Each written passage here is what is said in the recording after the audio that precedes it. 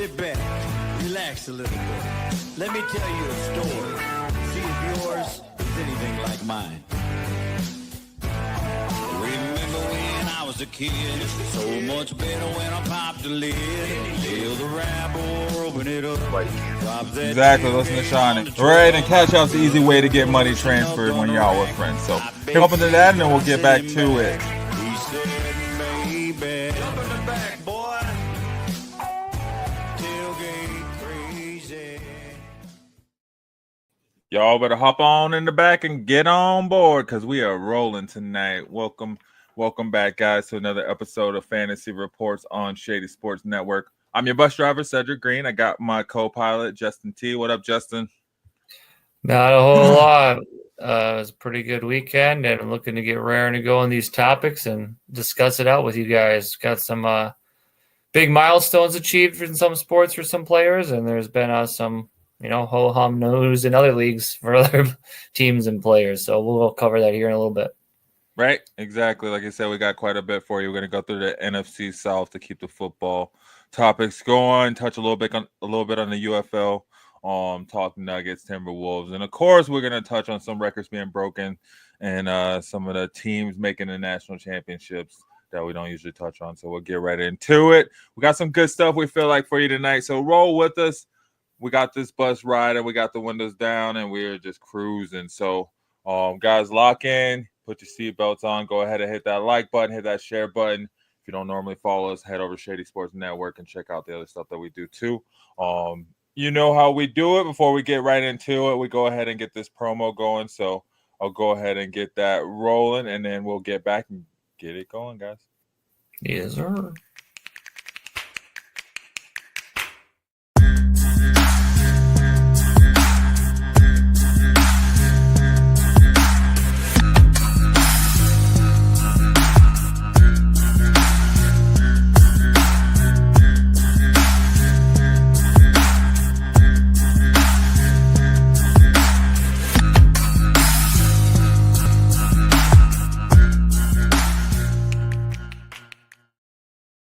Yes, y'all. It seems like as we get closer to the draft, we run out of news in the NFL, but not quite, right? Because it slows down and picks back up. But hey, it's okay. We keep it rolling. We just like the football you now see nowadays. We're year round, man. We got spring football, we got fall football, we got in betweens and the outers as well, keeping summer covered. So we'll keep you up with news. It is what it is. It may not be the most breaking news, but hey, we're here to talk about it and we're here to keep you informed and get you ready for your fantasy team. I know I got a dynasty draft coming up in a couple of weeks.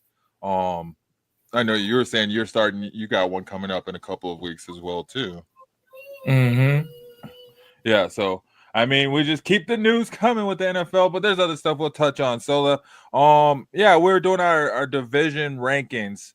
We did the AFC North, we did the NFC North, and then this weekend we are doing the NFC South. We got Justin's way too early division rankings. So, Justin, NFC South, not quite the most glamorous division, right?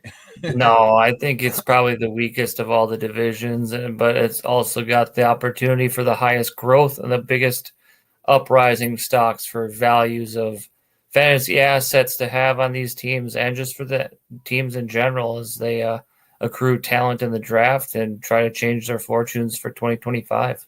Right? Yeah, no, like you said, just in general, fantasy-wise, I think there's so much upside in this division. I mean, even if you just look at Tampa Bay and Atlanta, I think there's a lot of points to be had fantasy-wise there.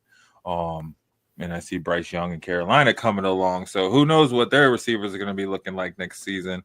I'm interested to see when we dive into that. I don't think we saw any of them in the top 25 list.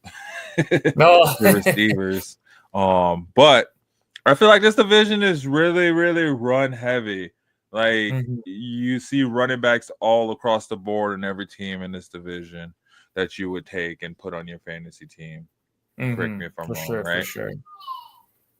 Yeah, so You kind of, no, it's way too early, but you had your way too early ranking. Where did you rank these teams at before I throw it up here? Go ahead and. I had the Saints topping off the cellar there, just hanging out at the bottom. I mean, they're in salary cap hell.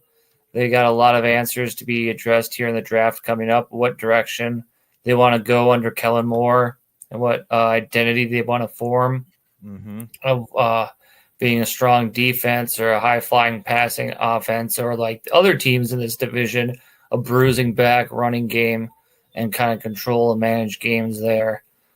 I don't think that it's going to be a situation for the Saints that they go and make the playoffs this year, unfortunately. I think they have a tall mountain to climb, even though they're in one of the weaker divisions of the NFL.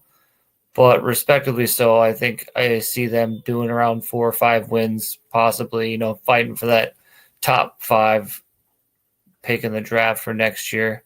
Just trying to establish themselves and what they want to try to do under this new coaching staff.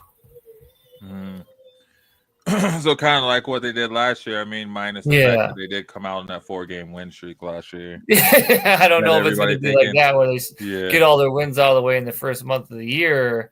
They sprinkle them out throughout the whole season. But, the playing in the Superdome is tough, or whatever they call it nowadays. I think they changed the name again or something. But it's never easy to play down there, and, they're a prideful bunch of players, so I think they'll make it an honest effort and give it their best. But as far as fantasy assets go, I think I'm really still just investing in Alvin Kamara and Rashid Shaheed. Out of those two, like those are the two players that I think have the most high ceilings for the Saints coming out of that team. I think a sneaky good value pick for later in drafts for you for fantasy would be Kendre Miller. If he stays healthy, he could be a good depth running back piece there. He's a young back that's been mauled with injuries to start his career, but they drafted him with the idea of him potentially starting or having an impact on this squad, and I think it's a make or break year for him. So something, if you got an extra spot at the end of your bench towards the later rounds of the draft, you're looking to take a shot on, I think that'd be a good player to just, throw a flyer on. If it doesn't work out, he's one of the last picks. You can just dump him to the waiver wire, let someone else try. There we go. What do you think about a Brandon Cooks as like a later pick? How would you feel? I would definitely invest in him. I mean, I think the wide receiver room, I would invest in Brandon Cooks, Shaheed, and then Olave. In that order. And that's primarily because I can't trust Chris Olave's health. I mean, as productive as he has been, Derek Carr has, consistently thrown him hospital balls, and it's been costing him games and his health. So we've seen the big play ability from Rashid Shaheed, and he had a lot of flex value for teams last year. And I think Brandon Cooks will just give you a solid floor or flex option there at wide receiver that he'd be a good value pick, like you said, at the end of your drafts to just throw in there and use in case of emergency, like an injury, or if you weren't paying attention to bye weeks in your draft and you needed an emergency player, he'd be just great to fill in that spot.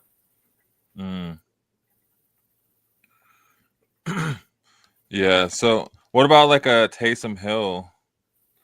I don't know. I think I'm fading him in this offense this year because I don't think we didn't see Kellen Moore use a lot of the tight end when he was with the Cowboys or with the Chargers or even with the Eagles. I mean, yes, they had great tight ends there, but they weren't like hitting fantasy ceilings. They weren't top 5 tight ends. They weren't, top echelon players that you needed to have on your team. So with Taysom Hill, he's not just a pure edge tight end. He's a gadget. He's like a jack of all trades player, and he has that sneaky value as far as like a utilitarian player on your roster, but he's nobody that I'm investing like that's my tight end one. That's what I'm going to go in with the season, and that's what I'm going to rely on getting me points in all my matchups. If you need like a backup tight end, I'd say that Taysom Hill is a good emergency option to have on your bench in case you absolutely need him. But I think with his age and the new offense coming in here and what sort of offensive scheme they're going to implement, I think it really leaves too many question marks or too much risk for you to invest in for your fantasy teams to make a championship run. Yeah, makes sense. I mean, if you're just filling holes, why not? But yeah, if you're really trying to look for something, I would not. I mean, granted, I mean, if you need a But flex, I will say in I the pick him past, up later as a I've been flex. that guy who's started Taysom and gotten the goose eggs, and I've played against him when he's gotten those 30, 40-point games, and it's like, come on, man. Yep, and he gets it in so many different ways. So it'll be interesting to see how Kellen Moore uses him. All right, then your next team up above the Saints. Yeah, I got the Panthers. I think they're rising out of the cellar. They're coming up out of their own. They got this fresh young talent. I think we could agree that Bryce Young showed some promise last year. He showed some capability that he can, after a benching and a good growing up moment, he can operate an offense and become a leader to that team in the quarterback room. And I think he'll take a step up this year in fantasy, and the pieces around him will flourish for that, like Xavier Legette. And if they bring back Adam Thielen, whoever they end up getting in this draft, and I think Chuba Hubbard would thrive too in this offense. So I got the Panthers sitting at third because their defense is middle of the road. I mean, it's not bad. It's not terrible, but they got good young pieces in there to keep games respectively close and honest. I mean, you saw them last year, give the Falcons and the Buccaneers their best shot in divisional games and really kind of shooking up that divisional standings towards the end because they're stealing games and, getting wins where they needed them. I see Carolina like Chicago, quite honestly. Yeah. Like, I really like their team, and they are so promising. It's just like they just need a couple things to hit, right? I feel that's like a good way to put it. They're like the hit. Chicago Bears of the NFC South. Like, they got a high ceiling if they hit it, but they got like a reality floor of like they're going to be where they're going to be, and if everything doesn't fall their way. Yeah, I mean, there was a lot of weeks last season where I was like, dang, should I put Chubb in? I don't know. But when I did put him in, I was always happy too. It's just I had better options, I feel, but sometimes it was like, do I have better options? I don't know. You know what I mean? Like, he was looking really good. I think Chuba is my top prospect coming out of Carolina for their offense this year for fantasy purposes. They shipped out Miles Sanders to the Cowboys. Jonathan Brooks is not going to be healthy and ready to go for a good majority, if not all of this season.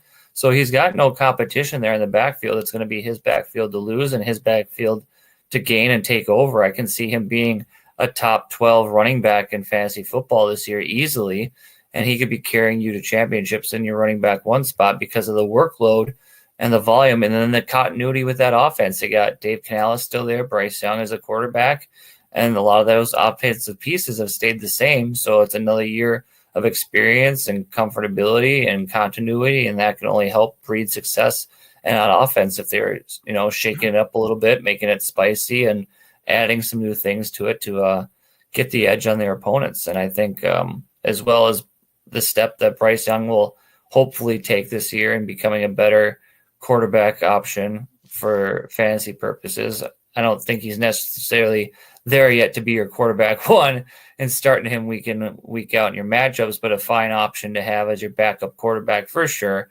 And another one on your bench roster just to stash in case if, bye weeks or injuries come up, just to keep an eye on, even if he isn't sitting on waivers in your leagues after the drafts happen, just, keep an eye on because one thing we do know about the fantasy landscape in the NFC South is those defenses bleed fantasy points to opposing players. So that matchups of they usually were targets like, these guys are playing the Saints or this guy's playing the Falcons or this guy's playing, the Panthers. I'm going to get, at least a couple dozen points because those defense aren't the strongest in that division. So that's another thing to keep in mind when you're acquiring talent for your fantasy football teams this year in drafts, is that an investment in the NFC South is likely a positive investment because of just how high scoring those games can be and how weak those defenses are still.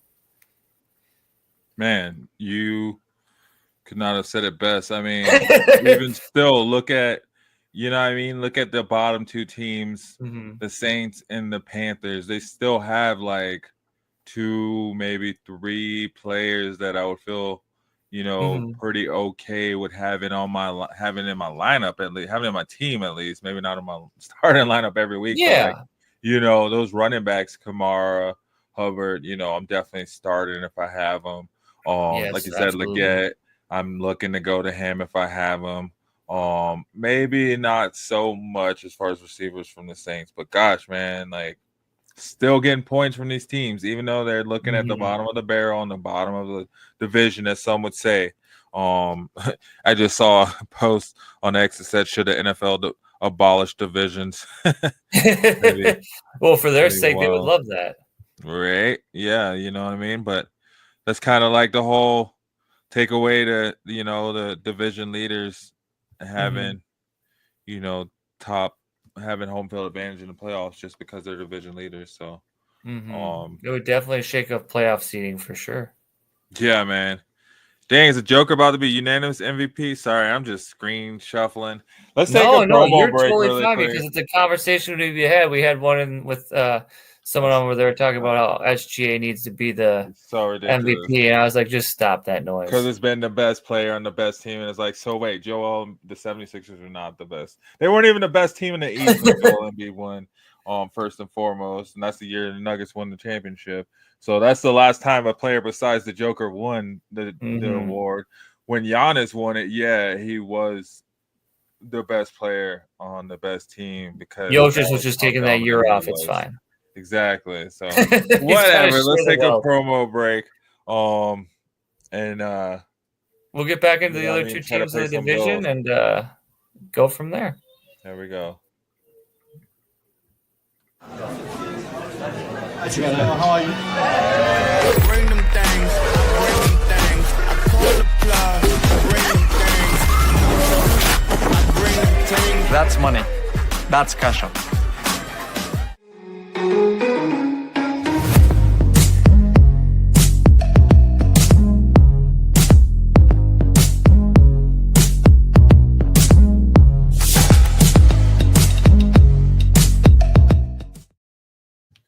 Yeah, man. Welcome back, everybody, to the bandwagon. Woo!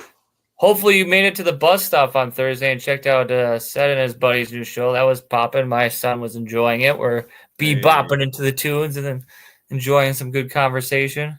Yeah, man. Wait until that show evolves. It's gonna be good, man. I see it like Cameron's sports show. Kind of have those vibes. So we're gonna get there. We got things in the talks. We're gonna do some live episodes, do some live music. Hopefully, get some other musicians on with us. It's gonna be fun, man. Yeah, man. Come to the bus stop. I guess we're just doing a lot around here. But tonight we're doing fantasy reports, and we're going through the division of the NFC South. And so if you feel free, thanks for tuning in here, guys, and joining us. If you're new, please hit that like button, comment, share, and it would be good if we get a follow. We'd like to have you also join the conversation, so feel free to chat, to put in your NFC South standings where you have teams finishing, and look forward to getting into this with Seth a little bit more of these last two teams and how we feel about them going to 2025, fantasy and just NFL too. Right, because, man, this NFC South can go anyway. It can go any direction, quite honestly, as we always see. Like, they're probably like 1-2 teams apart. The NFC South, man, it looked like it's the Wild West Conference in the NBA. It's just so tight. Like, every game matters, right? Every game matters. That's what makes it fun, I think. Even though they may I absolutely agree. And they compete, man. They compete with everyone, right? Even they go out and they compete with everyone. So, I don't know. So how do you think so far? Are you in lockstep that you have Saints at 4 and Panthers at 3, or where are you at between those two? Where do you have them finishing? Yeah, because I feel like, man, Panthers have been kind of climbing. That's the only reason I would say, yeah, if Bryce Young looked like he did 2 years ago, then it'd be like, oh, Panthers at the bottom. But the way they ended last season, man, is really promising. I'm really excited to see what they do with the remaining off season, how they head into next season, and what they come out looking like. Because they really got a chance to take that division, man. They can take a step and they can really jump into the playoffs just because that division is that open. You know what I mean? Like, Yeah. But between those two teams, I was wondering between those two teams with your drafts coming up, I was wondering of like between the Saints and the Panthers at quarterback, who would you likely be more inclined to take later on in the draft? Would you go with a Bryce Young or a Derek Carr, or who you like better? Bryce Young. Okay, for sure. I'm agreeing with you. Because he's a little mobile too. He's been coming around. I think he's gonna have a really good time. He was kind of thrust into a really hot, weird moment. Going to that team over there in the Panthers, they were just in a crazy situation. Yeah, where they needed a rebuild and they weren't rebuilding, but they're still drafting a quarterback, and it was weird. But it just didn't quite work out for them. I think it's starting to click and come around. The paint's starting to dry, and you're kind of seeing a clearer picture. How about between the running backs? Like, would you be like, we got the tried and true steady Eddie Alvin Kamara, or would you go with this younger guy in this, bigger game, who's been like a little Kamara Jr. or Chuba Hubbard? Which one? I'd probably go Chuba. Chuba. Yeah. It's not like you're fading Kamara this year. It's just, if they're both sitting there in front of you, like in the, respectively the same round. I mean, if they're both sitting there in front of me, I'm probably going to go Kamara just because, but I would try to go Hubbard. I would hope that I would go Hubbard. Yeah, because I think we both can agree that these guys are probably going to be playing from behind most games, the Panthers and the Saints. So the opportunities to run the ball are probably not going to be that fruitful, but, they both are good pass catching backs, so they have that in their game. Very true. So, yeah, I think either way you're not wrong. Like you said, either way you go, just because of the fact that they are great pass catching backs, so they are still going to have many opportunities even when playing from behind. So even though while they won't be running, garbage time football is still football, and we all know we either live or die by that in fantasy football, where you see your opponents those garbage time points. You're like, God damn it! Hey, I'll take it. I will take it, and it sucks when it happens. So yep. How about this? How about I don't know, man. It's just so murky when we get to wide receivers and tight ends with these two teams, the Saints and the Panthers. Like for fantasy, I'm kind of just like, I'll just wait as long as I can before I grab any of them. Yeah, and then I want to see what they do in the draft as well too. I feel like true. On wide receiver, and do you think either of these two teams will invest in like a wide receiver or tight end in this draft? Or do you think we'll see both of them. I think we'll see both of them bringing a wide receiver, and probably both of them bringing a tight end. I think there's a lot of tight ends in like first or second round value, or probably at least at some point in the draft they're going to grab those player positions. Second, third round, we're going to see. I feel like we'll see Carolina make a position on an offensive target, probably, and maybe in the first round. But I think both these teams are going to be trying to go in an offensive direction to kind of instill. I mean, New Orleans, they kind of need some defense after trading away all their defensive backs, right? So maybe they'll be looking for that in the first couple rounds. But I think both of them are still going to be trying to inject some youth into their offense and kind of rejuvenate what's been kind of depleted over the past few seasons. Absolutely. I can agree with that.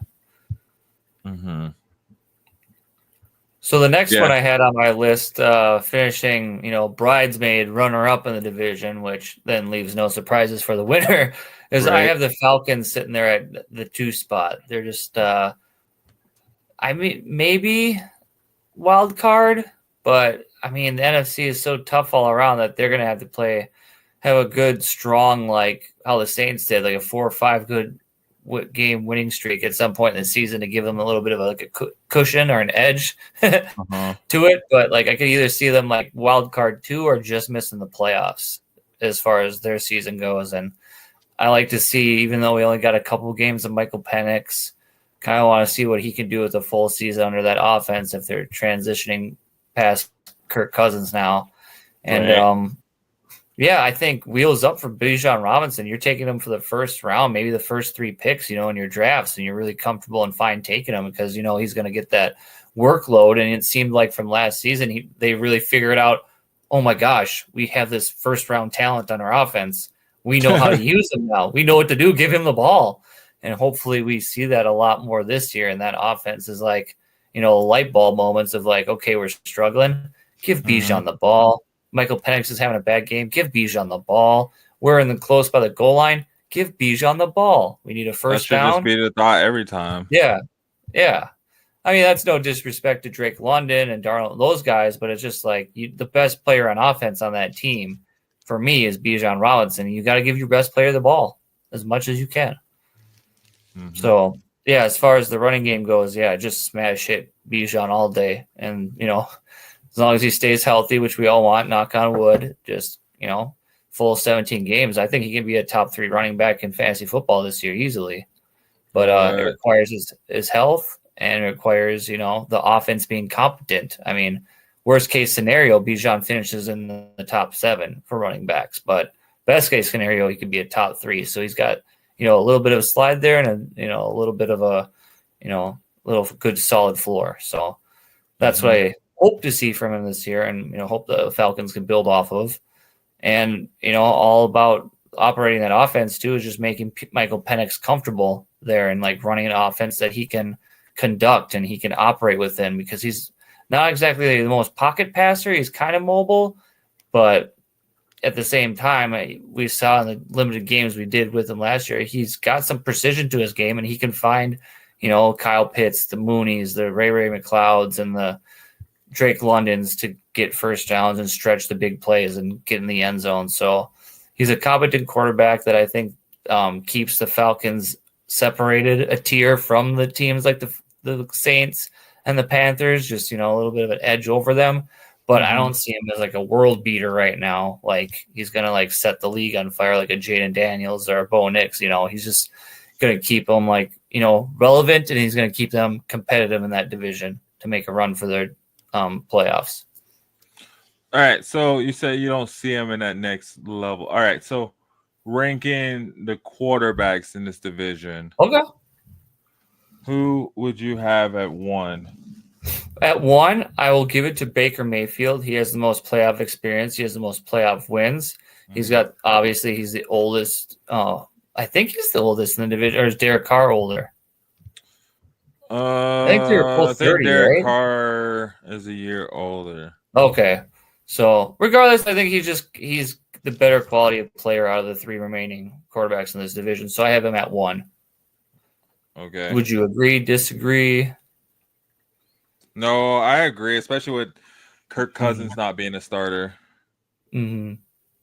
And then for number 2, I have Bryce Young. I think Bryce Young takes that higher step than Michael Penix does this year. He takes a larger leap, and I think he edges him out because he's also had those, that rough and tumbly season we talked about earlier in his career, and he's had like the knocks on him and whatnot. And he's bounced back. He shows some promise. He shows some leadership. He's shown growth.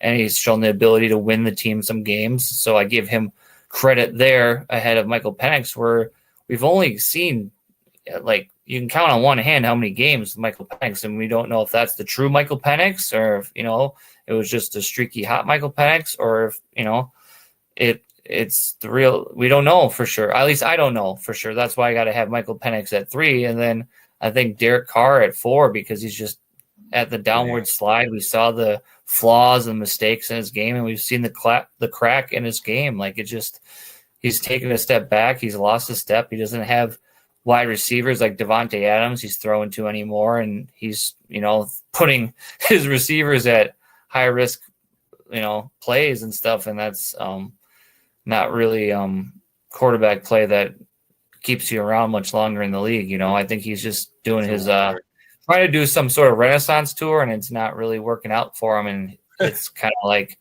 that's something the Saints have to address in the draft too, is like where they're going to go at quarterback, because Spencer Rattler didn't look like anything that was going to usurp him. And it clearly shows, seeing as they're going back to a healthy Derek Carr.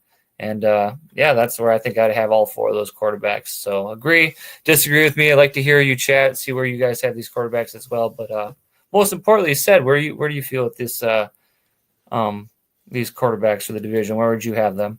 No, I like it. I was gonna say definitely got Bryce Young as number 2, maybe even depending on how he plays this year. He could surpass Baker Mayfield, right? I'm right there with baller, you. Though. Mm-hmm. Baker Mayfield's a baller, but I think Bryce Young could have a little Baker Mayfield in him and play. Get to. I think he has the potential to get to that level, and give him a run for his money to be the best quarterback in that division. Yeah, especially if he especially if he overtakes the Falcons and the Buccaneers. Mm-hmm. Then he proves that he's ready to take over as the best quarterback in that division. Once he does that, man, I think it's on and running for the Carolina Panthers. Yeah, like I was saying before, I don't think it's a huge gap between the Falcons and the Panthers. So I know I have the Falcons at 2, but I could easily see if the Panthers have a good stretch of games and a good run there. I think they could finish second in this division also, depending on also the talent they bring in with the draft to add to that. I think the Falcons aren't safe. They're really on the hot seat this year to they could either fall off drastically or they can hold water and make a playoff push. And, just like other teams around other divisions are trying to grow, get better and make their push. I think the Panthers are just as hungry and they know that they have a vulnerable division where they can make a splash in, where if they were in another division, they'd probably be sitting towards closer to the bottom and being stuck there for a while because of the talent level above them. Very true. Very true. I know you brought up the Bears earlier. If you flip-flop the Bears in the NFC South and the Panthers in the NFC North, where would you have those 2 teams finishing in those divisions?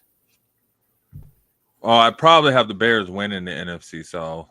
Agreed. Honestly.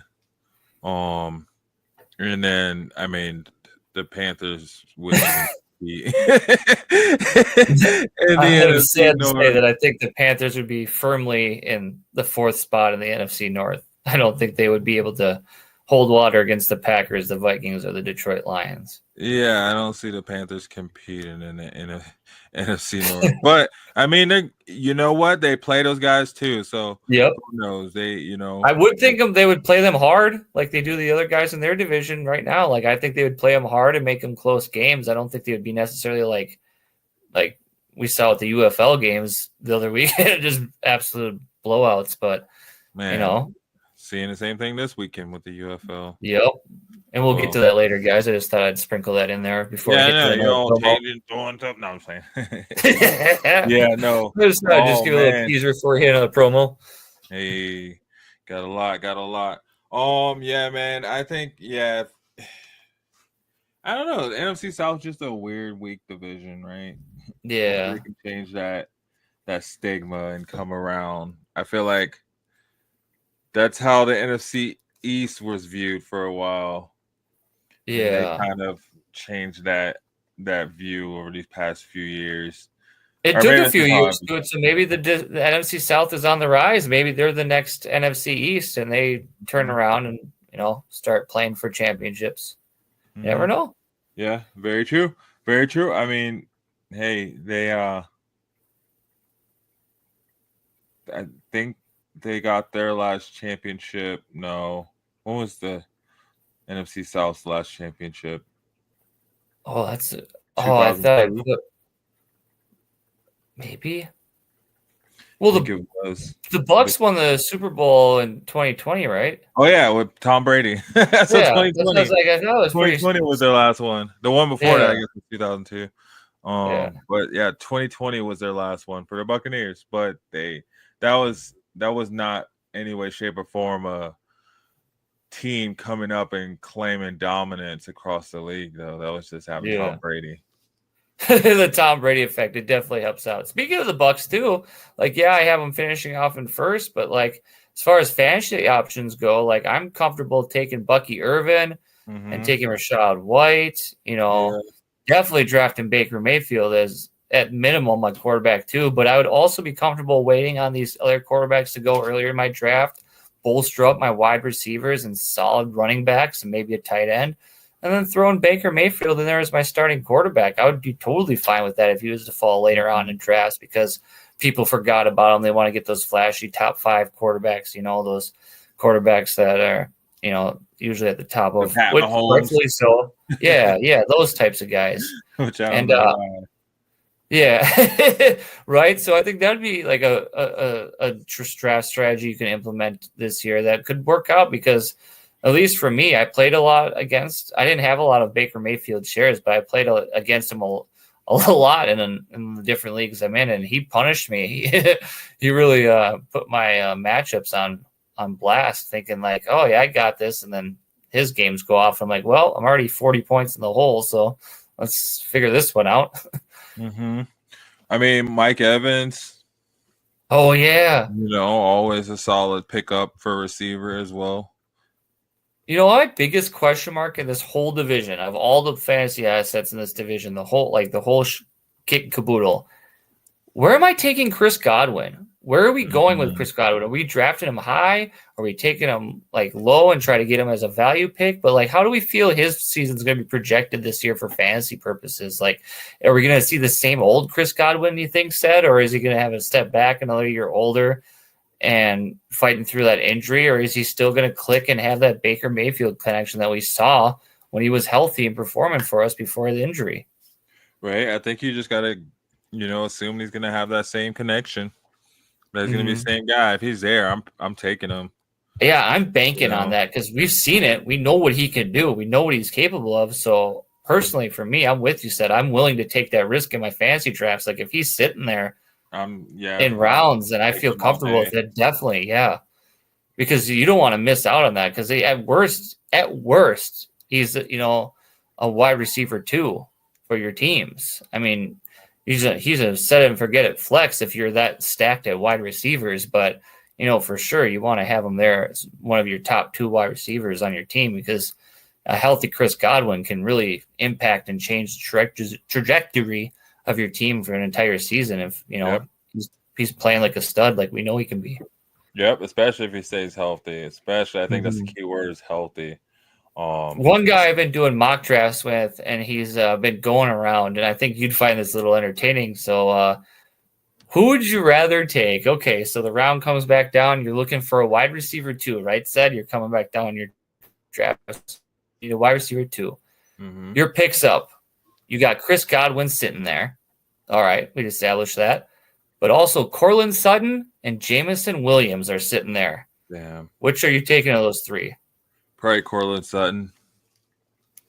It's definitely giving me a pause. I definitely think about it. I'd definitely be like, well, I know Cortland Sutton's the wide receiver 1 on the Broncos. Yeah. But I know on the other hand, nope, Chris Godwin can put up wide receiver 1 numbers, even if he isn't, the alpha there. Maybe, but you also got what's his name too, the tight end, K-Dot, and they got a feed now too. So who knows, man? So it would definitely give you something to think about, right? I'm taking Cortland. All right, that's fair. Just like I'm about to take this promo.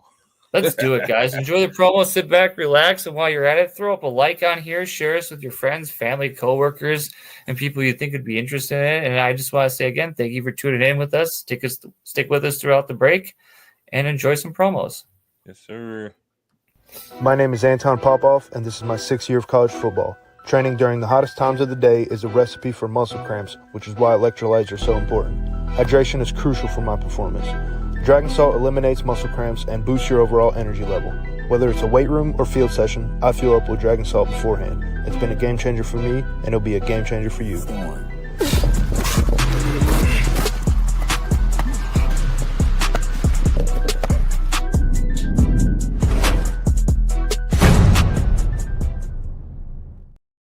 Sir, you see it? You see it, Dragon Salt. Hey, guys, we're going over the NFC South Division rankings. Justin's way too early. NFC South Division rankings. He had Tampa Bay as his number 1, Atlanta Falcons number 2, Carolina Panthers as number 3, and the New Orleans Saints as the bottom of the barrel. What do you guys Sorry, think? Saints. Who dat at the bottom? Who that at the bottom? Where them Saint fans at? Come out and tell us how you feel. Did he do wrong? You mad about that? What are you thinking? I agree with you, man. I think it's gonna kind of go that way. That's what I'm seeing too. This NFC South division can kind of go anyway. I like the Buccaneers though. So it's weird, but I'm kind of rooting for the Panthers to have a good season down there and challenge the Bucs for the division. Yeah, I want to see that too. I want to see Bryce Young have a solid season and prove the naysayers wrong. I think I kind of want to see that for sure. So it'll be interesting to see, man. It's going to be fun and intriguing to see if these teams go to retool or what happens. If the Saints try to, work around what they have, if they try to act like they don't have any issues or whatever it may be. So I'm excited. One more segment I have with this division before we move on to other things is I was wondering if we wanted to go through of like each team, what's their pick or who's their pick for the first round for each team. So who are the Saints taking in the first round, Panthers, et cetera, Who do you think is going where? Oh man. So who do you think the Saints are going to be taking with the first round? I think the Saints are, you alluded to it earlier. I think they're going to. They're going to take which your one? guy. Your quarterback guy. Oh, no. I don't see them going quarterback, and I don't see them going offense in the first round. You alluded to it. I think they're going to go on a defensive end or a linebacker. I think they're going to try to find their captain on their defense. They're going to try to find their future stalwart and their quarterback back there on that side of the ball, and they're going to attack defensive end or linebacker in the draft, because if they're not be able to produce that quarterback and get a stud quarterback that they absolutely like, well, then you got to generate pressure and get to the quarterbacks in your division, because you got the Bryce Youngs, the Michael Penixes, and you got the Baker Mayfields. You got to get to the quarterback, create some disruption, some pressure. So I see them going on defensive side of the ball, either linebacker or defensive end pass rush. Okay. What do you feel the Saints are going to take? I could see that happening. Or maybe if not that, going at their quarterback, trying to get somebody in there behind Derek Carr. Yeah. I think that's a smart move too, though. Like, I think those are like the two areas you got to attack: either quarterback for the Saints or defensive quarterback. Got to go for a quarterback on either side of the ball. Yeah. Either way, somebody that's reading the field for you. Yep. You'd be able to make some noise. There's such a mess, kind of, that you have to like start somewhere, and the quarterbacks run through. The first ones to run through everything on a team. I mean, look at the Broncos. They were having hard time with direction with their quarterback play, and then now they got a quarterback, and things are looking smooth and smooth. Pretty pristine. Yeah, very true. Now with the Panthers, I mean, I can see the Panthers going linebacker. Yeah. I feel like they kind of have a lot of their offensive pieces in place. I know I said I could see them picking up another offensive weapon, but maybe a little later in the draft. I feel like I could see them going for maybe their quarterback of the defense and the linebacker and interior linebacker. We're right there together. We're lockstep. That's where I see them going. They got to get that defense set up for Bryce Young so they can start holding other offenses off the field. And giving Bryce Young chances to take leads and win games. So I'm right there with you, linebacker for the Panthers. Yep, so true. Or if they go offense, though, I think when you said they go get another weapon, I think it's a wide receiver that they could go with, opposite of Xavier Legette. So he's got two weapons. Because I don't know, technically, is Adam Thielen still on the roster? Or is he a free agent? Because outside of Legette, I don't know who else they're throwing the ball to, because remember they got rid of Deontay Johnson mid-season. Well, that was a while, but they still had a couple other receivers. I don't remember. Do you know who they were? Jalen Coker. You have the cokehead. They still have Thielen. Okay. Bryce Tremaine. Well, so they may not go receiver, actually. Yeah. I'm with you. I lean on defense then. I think they go defense. You almost got it, right? Trust your offense you got. Yeah. I like their offense, man. I think Panthers are going to come out firing on all cylinders. They have a really solid. I think they have Maybe, a really good you know, chance of taking maybe that division. because I don't know how well their tight end is down in Carolina. Maybe they go for a tight end if they go on the offense first round. I can see that. Yeah, go tight end. Oh.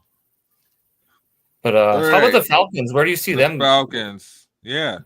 Falcons kind of same thing, going for that defense, man. I feel like they were Okay. like kind of, you know, trying to hang tight in a lot of games last season and having to put up a lot of points to stay in games. Yeah. So when they were throwing, you know, you have Kirk Cousins throwing the 5 touchdowns there. You know, Or the opposing quarterbacks throwing 5+ touchdowns. Exactly. Because the Falcons secondary was one of the most exposed secondaries in the NFL last season, giving up big plays and big play touchdowns and really turning the tables and shifting games by the offense doing their thing. And then the next drive, you'll see a quick touchdown by the opposing team. And it's like, God damn. Yeah. So I think linebacker's smart, but I think they go secondary in the first round. They get a strong hidden safety or a challenging cornerback. But I would go safety if I were them. Definitely somewhere in the secondary for sure. Yeah. Kind of pick up and just have that. Yeah. I also touched on in the chats, if you guys didn't see in the social groups, I pulled up a hypothetical trade that might happen, and I can see if that were to go through, then that the Falcons would invest in a tight end in the first round to replace the one they'd be losing. Well, because they didn't have an earlier first round pick to be able to. Yeah, they could get a Loveland, or they could get a Warren, or they could get your guy Mason Taylor. He's familiar with the area. Yeah, right. Being right there in New Orleans. So that's what I could see the Falcons going. And then the last one, the Buccaneers. What are you thinking? Buccaneers. Kind of same thing, man. Defense, like you said earlier, you know, these teams just kind of need defense. We know, we see the problem, we see what they need, and that division needs defense, man. Yeah, they need to stop the points being scored on them because they can put up a lot of points really quick, and that's their only issue, is that the other teams are able to do that as well too. So, they need, you know, linebacker help, safety help, or defensive back help as well. You know, kind of lock that down second the middle layer of of the defense. Yeah, so, you know, Tampa Bay has some good, you know, linebackers, but they are getting a little old. Their pass rushers are getting a little bit up there in age, so maybe it's time to reload and, you know, start it back over again. Yes, sir. Yes, sir. So, guys, I hope you enjoyed it. That was our NFC South breakdown for you. We got the finishes, we got the records, and we gave you the best fantasy options and what we feel that they could do in the draft. So, yeah, hopefully you enjoyed that. And Ced's going to take us now on over to our next sport or topic of the night. What do we got, Ced? Yeah, so let's just keep it moving. Let's take a promo really quick, and then we'll get over and we'll talk. Yes, sir. Talk some of the Nuggets and Timberwolves. Do some rants in.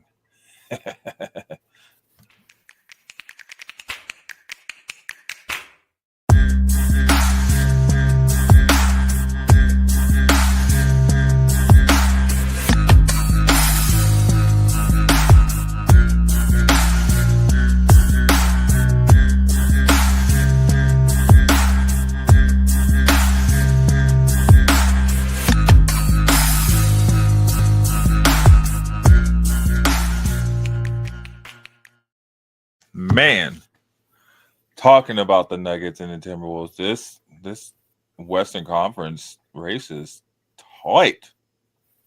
It is coming down to the wire, man. Everybody besides OKC and Houston, right? Houston and OKC kicking it, right?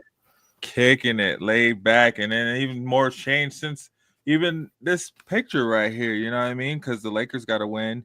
Oh yeah, look at the wolf pack. Look at, they smell the mountains. Yeah, Minnesota down there coming up.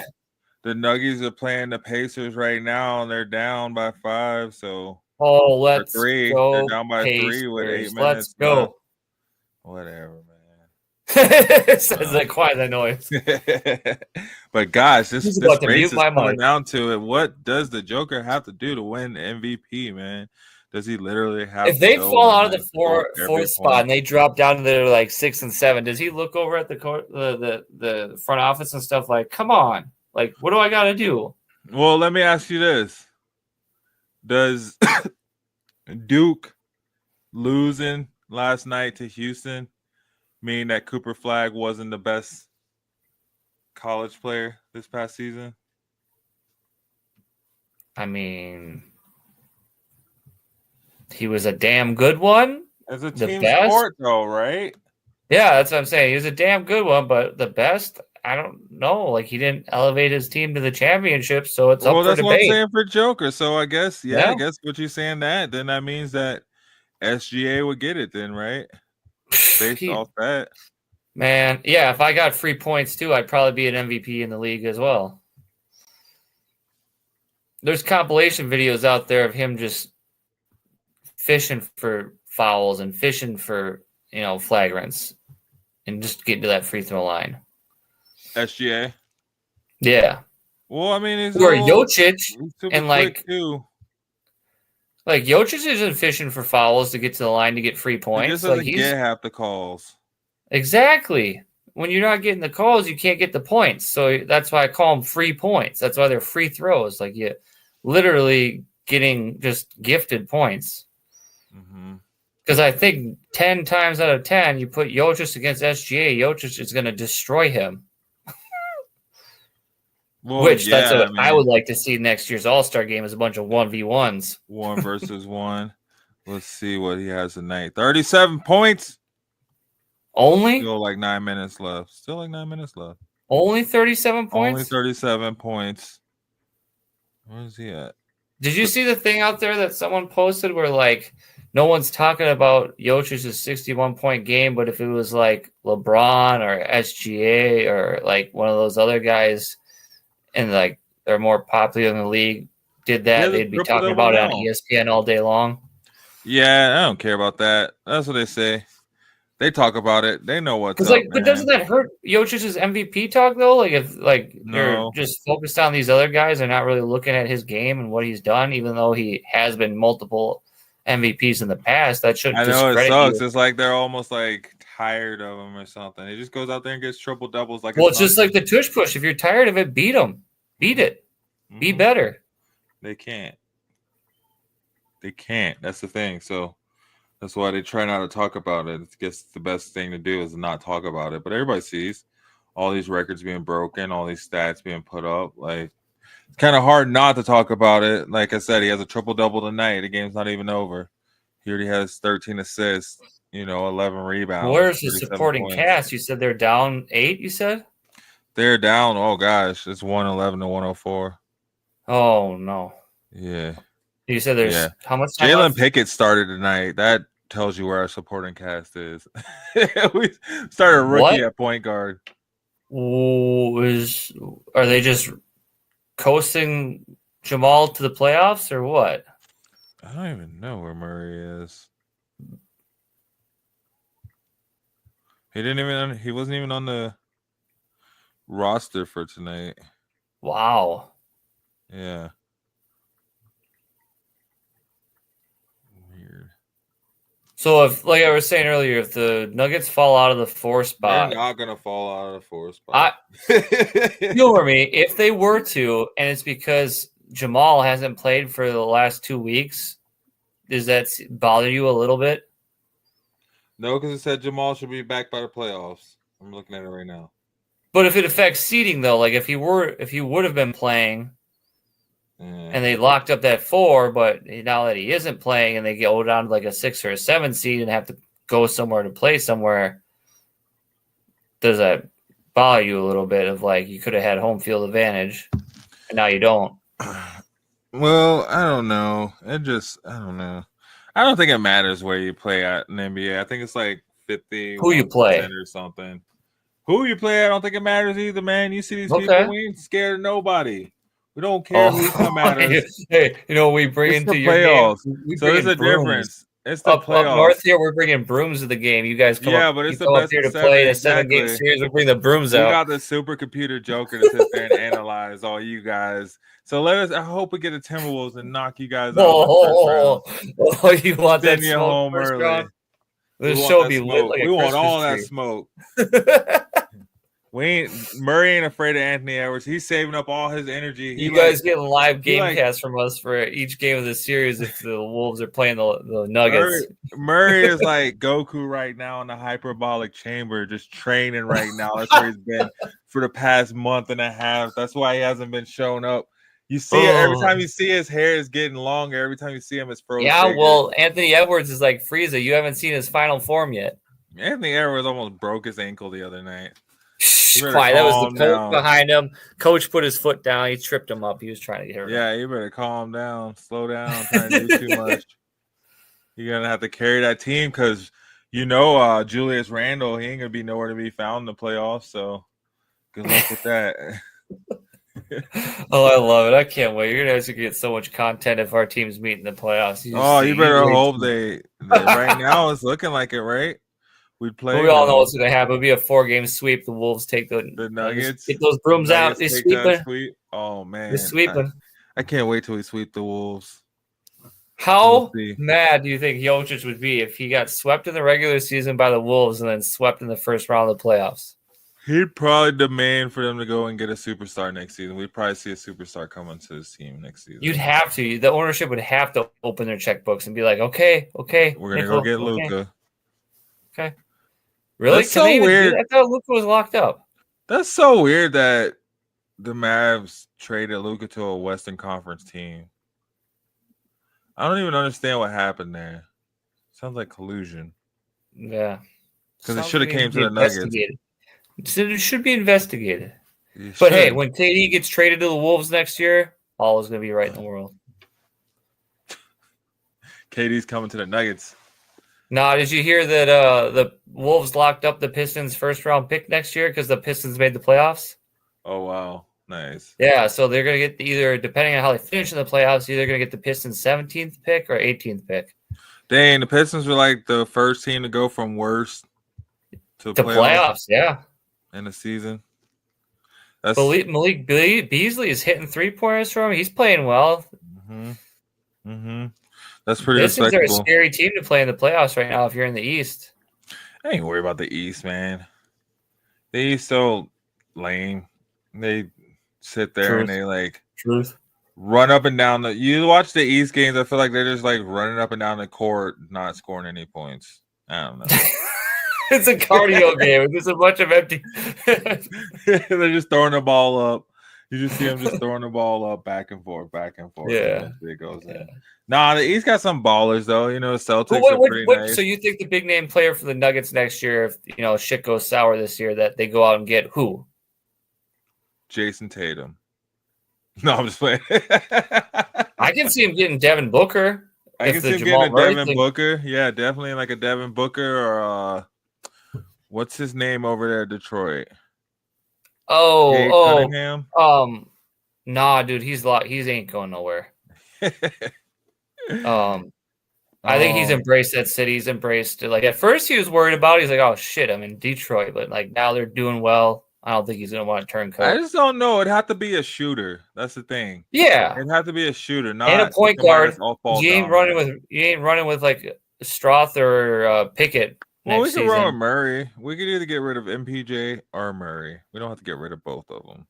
Okay, so who would you rather get rid of? Both of them. Would you do like, hey, take MPJ and Murray, and we'll take Devin Booker? It's so crazy because they're ballers, man. I'd probably rather get rid of MPJ. But Murray, man, Murray just pissed me off sometimes. Yeah. If Jamal Murray does his best Russell Westbrook impression this playoffs and loses him a game in the playoffs, are you gonna just send his ass packing? You're just gonna empty send his him packing, right? Send him packing. I make probably like 1% of his paycheck. Jamal misses a freaking easy wide open 3 to win the game, and you're just like, man, gone. He's gone. Out. Gone. Send them all. Just rebuild. Just keep Joker and just rebuild everyone around. Yeah, him. I want to preach it into existence. KD to the Wolves. I want to see that. Yeah. So what do the Wolves have to do? What do you expect? They give up their first round pick next year. The pick they get from the Pistons, so 2 first round picks, and then you can have one of our veteran players like a Julius Randle or something for KD. Okay. 2 first and Julius. Do you think that gets it done? They need more.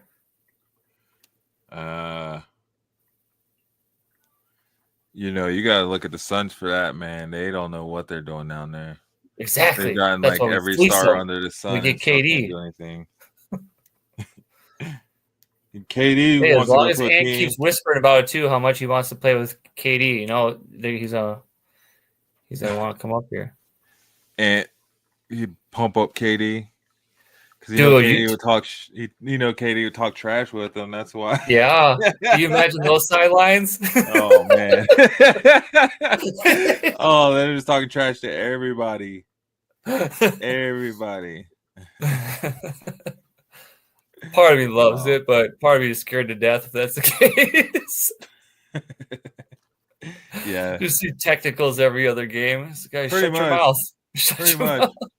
Yeah, you think Anthony Edwards getting fined right now? Wait till KD's his teammate, and they're just amping each other up. He's got to pay that child support still. Oh man, he already paid it. Didn't he just pay a lump sum? Yeah, he did. you heard about that? He paid like 1.8 million or something like that. Ridiculous. I don't think I've ever heard that in my life. He beat the system because, like, in the one hand, you're like, well, I mean, he paid it. Yeah, he paid it. Right. I don't think what's the difference between it being every month or just once. Right?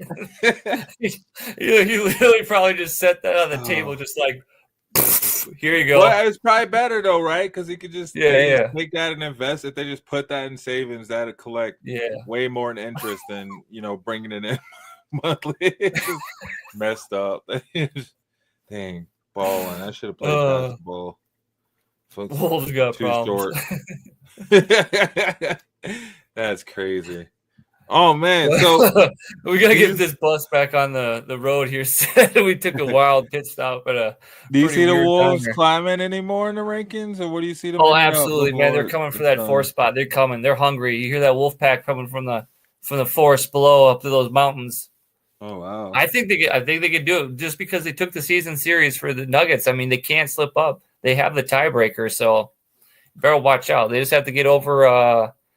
Oh shit! Who else is in Golden State and LA? Lakers. And watch out the teams below. There's still the guys below them too. I mean, it's super tight. And the hardest game they have on the schedule out of the next 4 is this week on Tuesday, Milwaukee. That's the only tough game they got. Oh dang! And no Damian Lillard. He's out indefinitely. Bucks have already locked up their spot in the playoffs. So how much are they going to be playing for? You know what I mean? So. Yeah, you guys are tied with Memphis and the Clippers too, and we played Memphis. Hey, we'll scratch your back. You scratch ours. Maybe we'll just lose to Memphis and let them jump over you guys. Man, that's well, we play Golden State. Tell the fans to tell them that. Hey guys, just tell them to throw this one. We play Golden State right now if the season ended today. Okay, are you worried about that at all? No. How well Steph's playing? They did just dust us the other night, though. Dude, I wanted to text you about that, but I was like, I'm just gonna let Ced sit on this one. Nuggets have just been just these last minute losses. I feel like they're one more bad playoff series away from you getting on your soapbox and just raising. Well, I just take it because I just remember all the years where. We were just saying, just wait until next year. Believe me, I know as a Wolves fan, we waited so long to be this good. So we're here, and just got to take it and watch the team. But does that make you scared when Jokic is gone? Handle. Like, post Jokic years, like what's gonna look like? Well, not necessarily. If we got, we got Christian Brown, man, right? I don't know. He is nowhere close to Jokic. Yeah, I don't understand what they're doing talking about developing players. Like, just bring in every star you can bring in right now. This is the first time in the history of the Nuggets where we've been able to actually bring in superstars. Make Jokic Tom Brady of the NBA. Just stack those championships. Exactly. So just bring in all these old stars that want to win a championship. Get them in here. Get them on a roster. If they click, they click. They don't. They should have done this trade deadline and got Jimmy Butler. Yeah, that was. You know what? Jimmy Butler's probably making that layup at the end of the game last week and beating the Wolves. Yeah, well, duh. When you saw Russ taking the shot, you're like, "Oh, of course." Of course. This is how it's supposed to be. That Russ taking that shot was the metaphor for the Nuggets season right there, and how they handle these past 2 seasons with the Joker and where he is in his careers. That shot right there is they just that picture I sent you. Literally, because they've had the chance. We had a chance to. We probably should be sitting on at least 2 championships right now. At least 2 championships. You should be on your third. Going for our third. Looking at the third. Because I think you guys could have beaten the Celtics last year. We could have went on a Golden State type run for sure. Yep. I don't know what they're doing. I think Jokic knows that too. I think he does. When he's sitting there on the bench and watching these games, just like, yeah. Well, Jamal Murray thinks he's Steph Curry, and he's more like, what's Steph Curry's little brother's name? Seth Curry. He's like Seth Curry. Oh man. And they don't have a Clay. Who's that shooting guard? I don't even know. Christian Brown. He is not Klay Thompson. He's Clay. Seth Curry. He's Seth Curry too. And then we got MPJ. MPJ is I don't know. He is hot and cold. He's like Curry the definition. Too. Yeah. He doesn't pose his head on each of their pictures. Yeah. Just like convince me these are supposed to be different. Just shooting up bricks. What the heck, man? We're letting Russ shoot threes. It's ridiculous. It's not 2017 anymore. You don't get that, Russ. We got rookies starting at point guard. I don't know what the Nuggets are doing. Do you have an update on the score? Yeah, the score update. Oh gosh, 120 to 118. Okay, 2 minutes left. Point. 2 minutes, and they're down by 2. Who's on the court? Hold on. Let me guess. It's who's on the court? Sorry, it's going fast right now. Yeah. Watson. Yeah. Obviously, Jokic, they don't bench him in the second half. Yeah, he hasn't sat. I don't think the Joker sat in the bench in the past week. Dude, he played what was it? Like 52 minutes in the second half of that Wolves Nuggets game? That was unreal. He didn't sit a single minute. Yeah, he has 37 minutes tonight. 41 points, 14 rebounds, 13 assists. Yeah, how is SGA doing? Let's pull up his numbers and see if he can compare to that. What are they playing? Let's see. I don't know.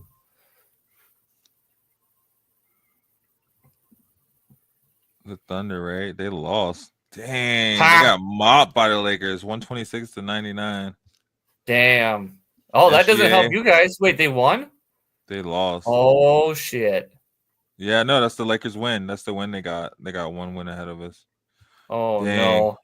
SGA had 26 points. He's garbage. 3 rebounds, 9 assists. I think Jokic had that in the second quarter. Jokic had that before the game started. Tip-off happened, and he had a triple-double.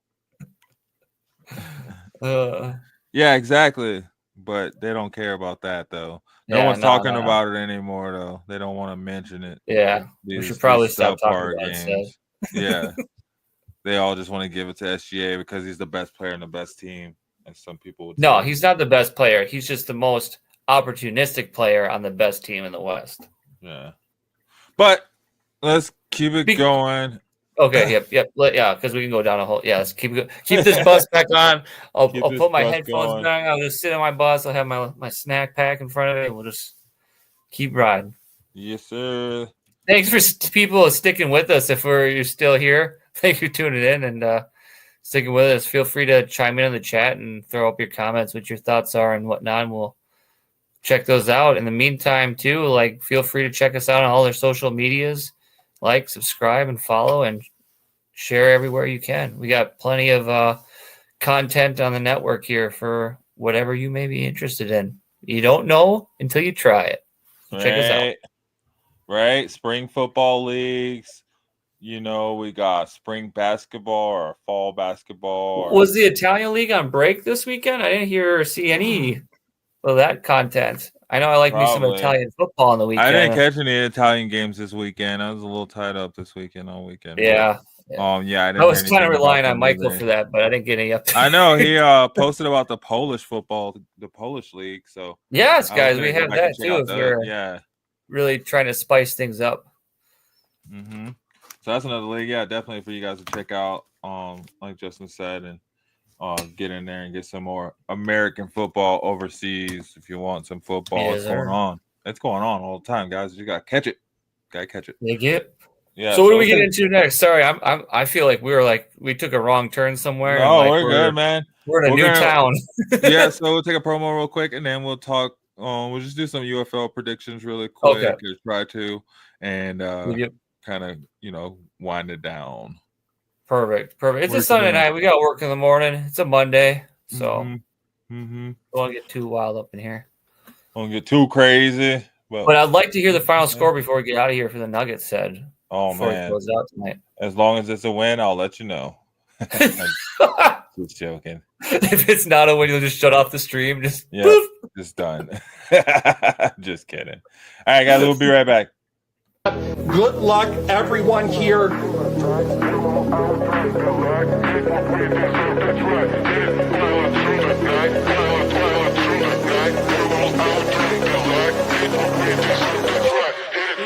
Oh my Lord, who is this? Joe Burrow!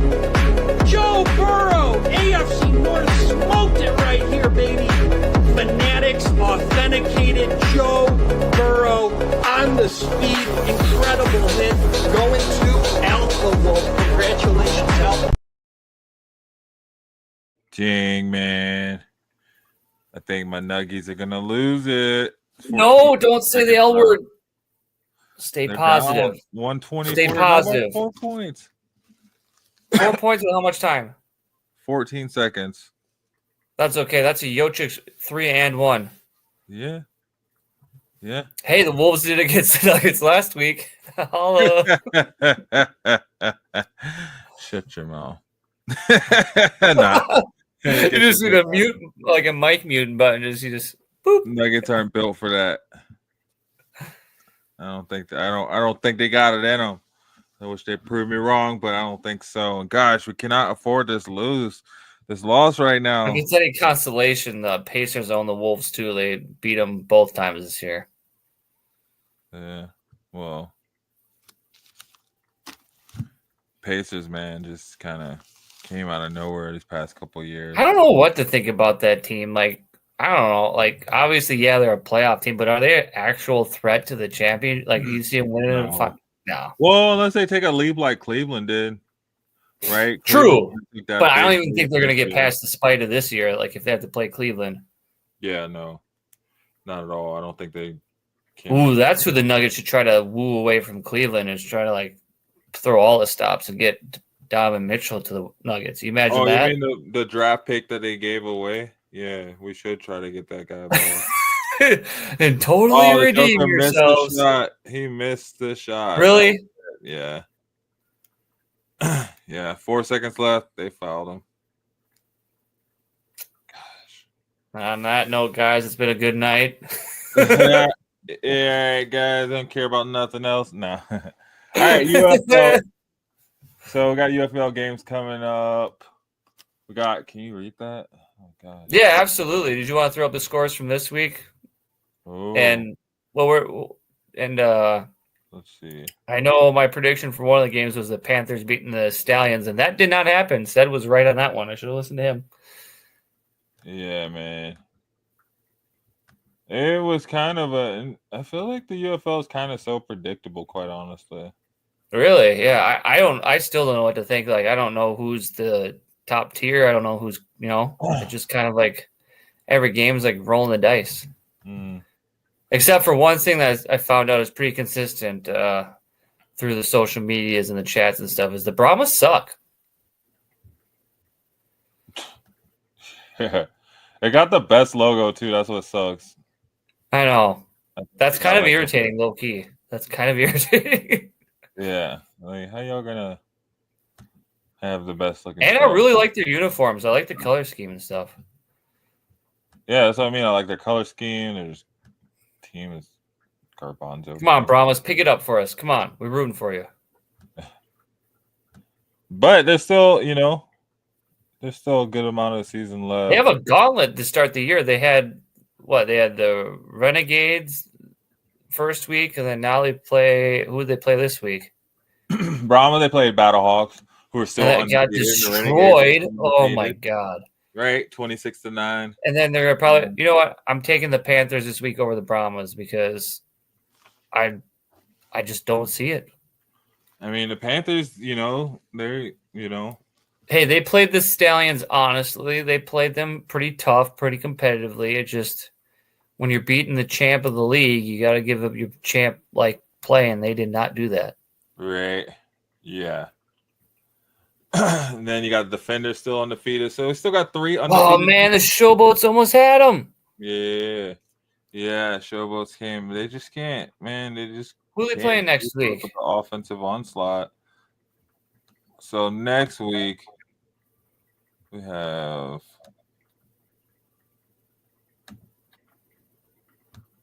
the Renegades play the Stallions.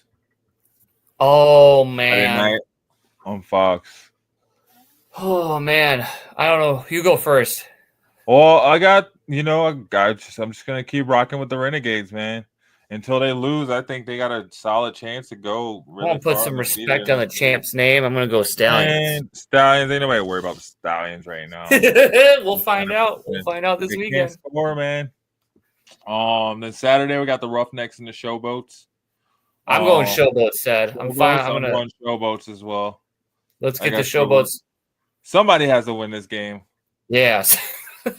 You put it like that. Someone has to do it. What do you think the score is? Like 15-24? Yeah, with these, it'd probably be like 15-12. Yeah. 15-12, Let's go Showboats. We're rooting for you over here on the network. But because they have the weird scores too, right? They can get up to 4 points in the conversion. Yeah. So it could be true. But yeah, going Showboats like on this 16 or something. So we're splitting the first game. We're on the same page in the second game, and then what do we got here?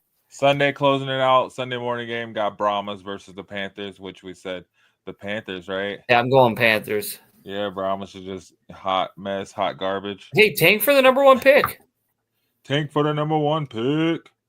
And then Defenders versus the Battlehawks. Oh, this right here. Yeah, battle of the big dogs. Battle of the big dogs. I got the Battlehawks, man. Let's do it. Let's fly, Battlehawks, fly. Fly, Battlehawks, fly with your angel wings.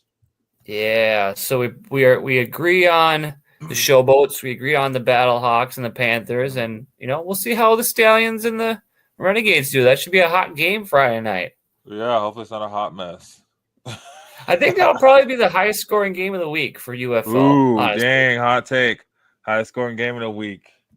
For the UFL scores. I think that one's I think the lowest is gonna be the Roughnecks and the Showboats.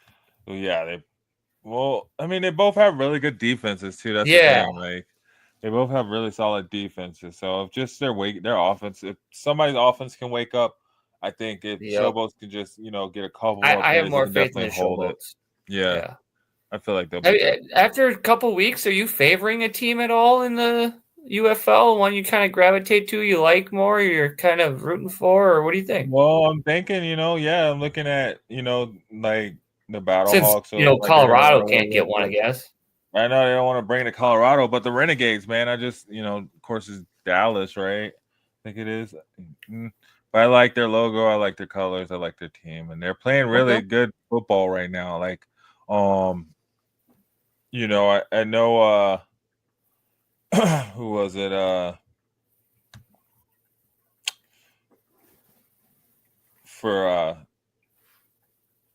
the Renegades, right? That's who Luis Perez plays for, right? I believe so. You have to so. double check that, but that's not a bad team to hang your hat on. They can make an honest run for the ship this year again. Yeah. So, and I think they have a lot of NFL talent on that team, just kind of that NFL pedigree, and kind of seeing it come through this season and standing out. Like that want to win, that want to go out there and actually compete. But it's still early, so we'll see. Yeah. Obviously, I'm favoring the Michigan Panthers side of it. They play in Detroit's den, the so lockstep there, rolling with the Panthers. There you go. I like the Panthers as well. I like DC Defenders too. But I want to see the Showboats do well. That's the thing. Is like I like the Panthers, I'm rooting for the Panthers, but I like to see the Showboats show up. Ball out.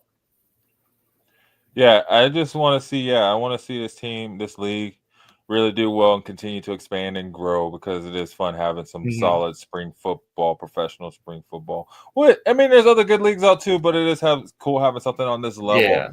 As big, almost seeming, to an extent as the NFL. Yeah. At least with their promotion and their. I mean, I've liked what I've seen of the Italian Football League. I'm checking out the ELF, I think, the European League of Football, and there's a lot of good football out there to be had at this time of the year as you're just getting your fix for the NFL. Because, after the NFL draft happens here in a couple of weeks, it's going to start picking up. You got OTAs, you got spring training or whatever they call it, and you got summer camp or whatever. I can't keep up with all the different mini camps and stuff. Right. All the extra stuff. If my fantasy team were as good as my trash talk, I'd be champion every year. That's all I'm gonna say. Nah, but moving on.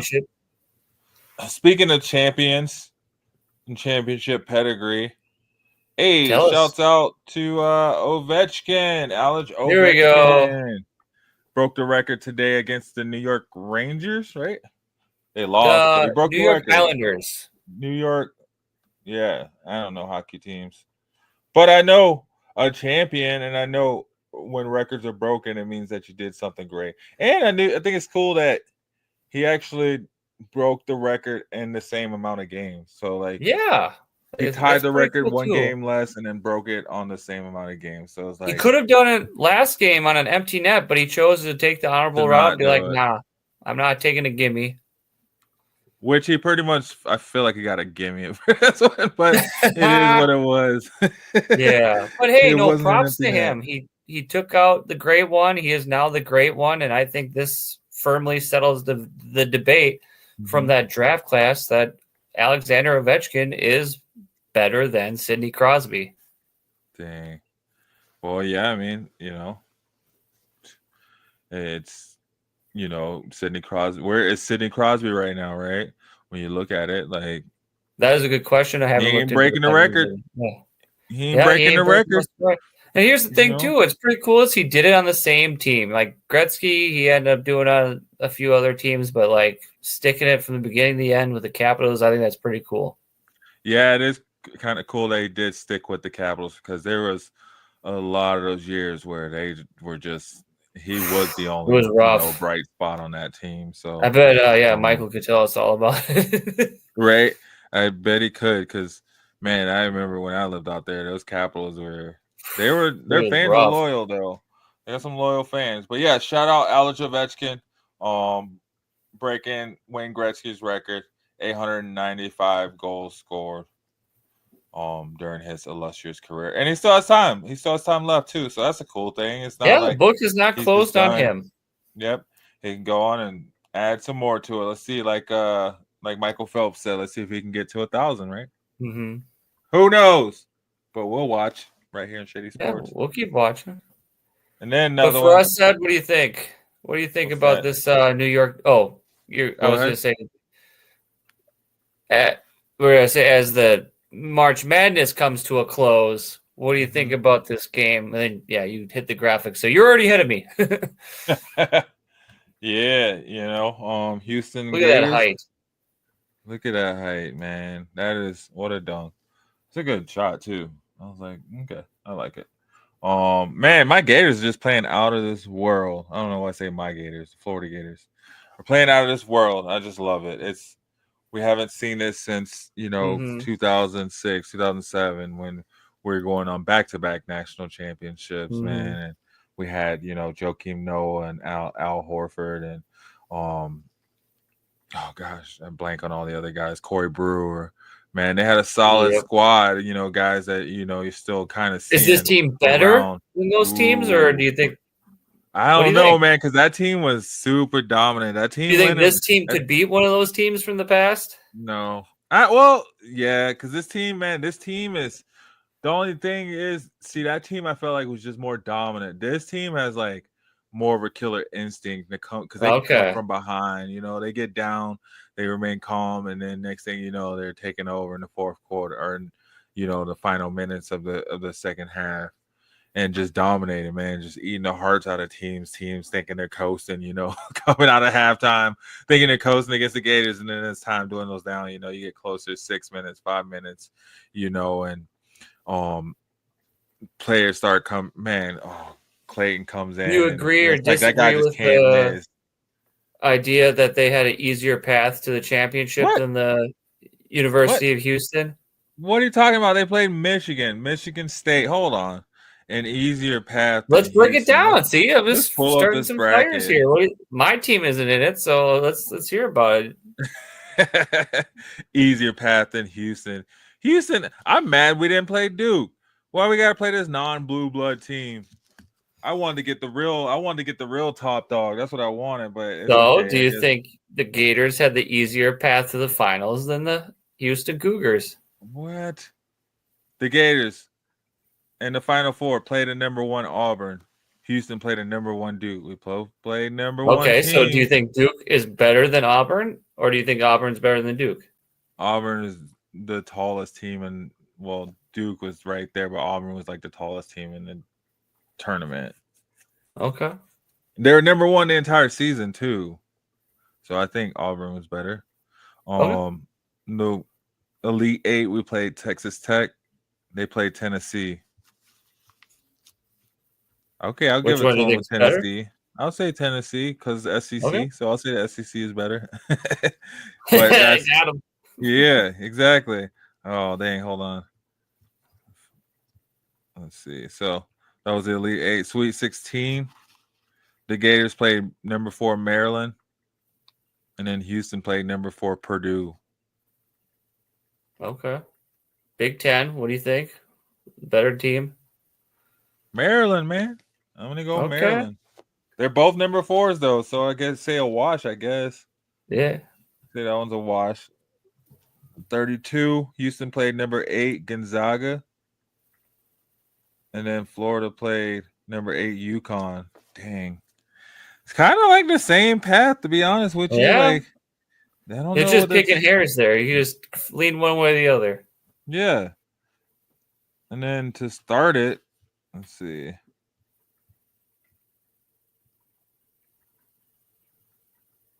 Florida played number 16 Norfolk State. Only because we were the number 1 seed. Houston was number 1 seed too, though. So they played number 16 SIUE. We had the same exact path to get there. I don't know what they're talking about. Just you heard it here first.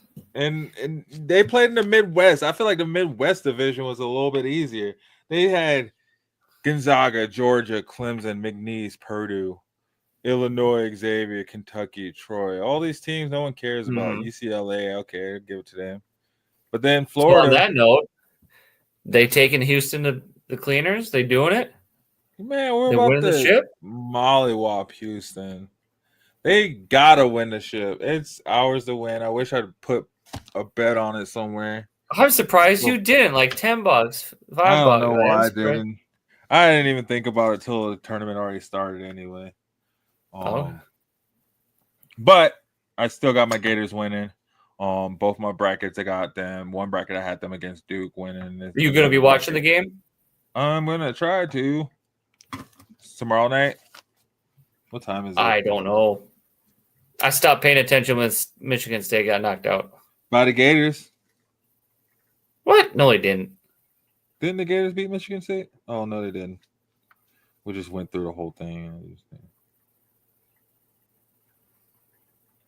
But yeah, I mean, well, it's tomorrow night. Yes. It is? Okay. Tomorrow's the 7th.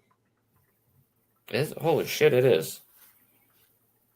We're already 7 days into April, everybody. Holy shit. Dang, what channel is it on? I don't know, maybe one of those streaming services. Yeah, it doesn't even say on here.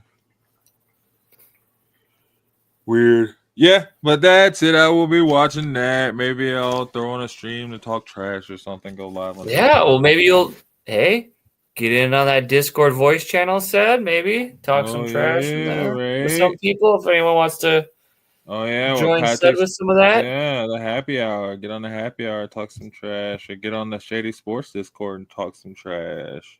Yeah. Either way. But if the Gators end up losing, you'll hear an early night from Sed. Click. They're not losing though, so that's the cool thing about it. Are they favored? I don't even know who's favored or who, like, what the odds are or what. Huh? I mean, it would help if we had a sports betting sponsor that wanted to pick up on we gotta get one on, right? Wow, we're waiting for you guys. Florida's -1.5. Okay. Over 140.5. Still taking your Gators to win though. Should be fine. Look at Gator chomp. Chomp. Dang, 140 though. I'd probably take the under. That seems like a lot. I know the Gators average like 86 points a game, but like you gotta be realistic. I feel like college games only get to like 120. Yeah. Well, maybe we'll see though. Maybe. Well, I guess both of them so if they both get 80. That's 160. So yeah, I guess we could see that. I think we might see an over. Because man, the way Houston came back on Duke. When I was watching that game, that put a little fear in you, just a little bit? No, not at all. Not at all, because they're playing our game. That's our game coming back. So somebody has to be ahead in order for Florida has to come back in this game. It's lock, seal, done deal. But if they are winning the whole game and it comes, I'm like, uh-oh. I think if they're winning the whole game and then Clayton just has to lock in, they're locked in, man. And once Clayton locks in, that kid don't miss. That kid don't miss. They're playing their second unit in like 4 minutes to go. We got like 5-6 units. That's the thing. We got the depth. So let's see if they can keep up. If they can run up and down with all our guys, we'll see who can do that. So it should be exciting. I ain't scared. Keep us up to date in socials with whatever happens. I will. And speaking of socials, you guys can join our Facebook group. Yeah, there we go. Fantasy Reports or Shady Sports Network, whichever one. Either way, you'll find us. And then you can see, if you look in the description, you'll see the link for our Sleeper app. You can add me on Sleeper and add Justin on Sleeper, and we can get you in our fantasy league or get you in the basketball league, whichever one it may be. Other than that, I don't think I have much else for tonight, man. Yeah, my glass is tapped, man. I'm out of the well here. I don't have anything else. We covered a lot. Yeah, I think we'll wind it down. I think it was a good show, though. I think it was a good episode. All you guys tune in. Thank you guys for tuning in. Don't forget to hit that like button, hit that share button. Please subscribe so you can come back with us this Tuesday at 7 p.m. We'll be talking more sports as we do, rambling on over here on Fantasy Report. Just rolling around. Hey, you had fun. We had fun. It was a fun time. It's always a fun time. Yeah, it's always a fun time. So hopefully when we come back, the off season, we gotta take it easy while we can, because when the season starts, the grind begins. Exactly. And I'll take these next couple days to hopefully not cry too much about my nuggies. Hopefully we can move up and not down. So you don't want those wolves to catch them. I know. I do not want those wolves to catch them. So we don't need that. We don't need that at all. So hopefully the Nuggets can move in the right direction. Keep it going. as they should. There's only a few more games left, getting to the NBA playoffs. Other than that, you got anything else, Justin? No, I would just say thank you guys for tuning in. Please share us where you can. And feel free to honestly, please just join in on the conversation with us in the socials and the Discord channel and our Facebook group, everywhere. Just, you're more than welcome to, join in on the conversation and be part of the show. As much as we put the content out here for you, we do this for you. You're just as much inclined to kick back and do the same for us and throw us your questions, your teams, your rosters, all your goofy stuff, whatever it is, sports related, show related. Feel free to hit us up with that. And check out our website. If you like us too, go check out our website, see if there's any merch you'd like to dive into, rep us in your community, in your neighborhoods, at work, at a gathering, at a party, wherever. That would be extremely appreciated. And we would enjoy that. And we just hope you tune in with us on Tuesday and stick with us as we gear up for the regular season of the NFL. And that's all I got. Hey, I hear you there. Couldn't have said it better myself, like you said, guys. So come back and join us Tuesday at 7 p.m. Mountain Standard Time. Same place, same time on Shady Sports Network. This is Fantasy Reports. I'm your bus driver, Cedric. That's the co-pilot, Justin. And we'll bring it back to you. See you guys on Tuesday. Good night. I'm a danger.